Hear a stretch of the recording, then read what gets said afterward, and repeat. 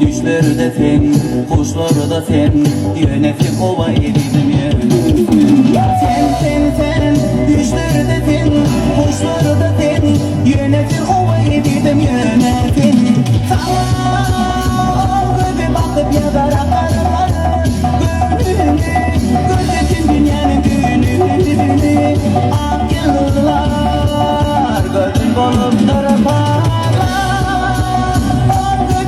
Yanar akarlar gönlümü, gözletin dünyanın gününü, ak yıllar, gözün bolup kırparlar.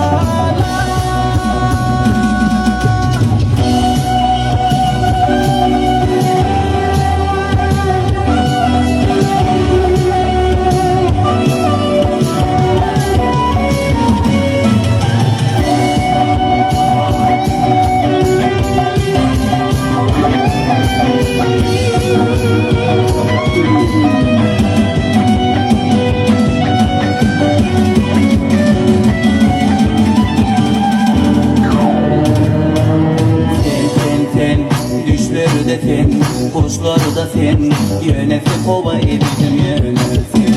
Sen, düşlerde fen, kuşlarda fen, yönetim kova edildim yönetim. Var olgudun suratına, gecelerine göre kara taşlarımı, erdeklerde tartışalım sırata.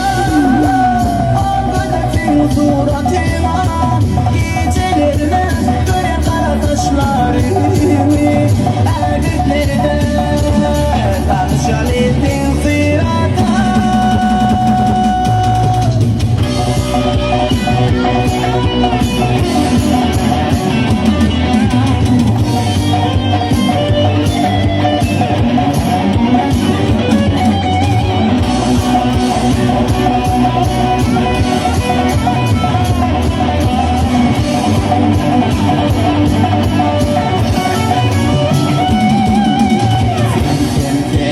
Düşlerde fen, kuşlarda fen, yönetim kova edildim yönetim.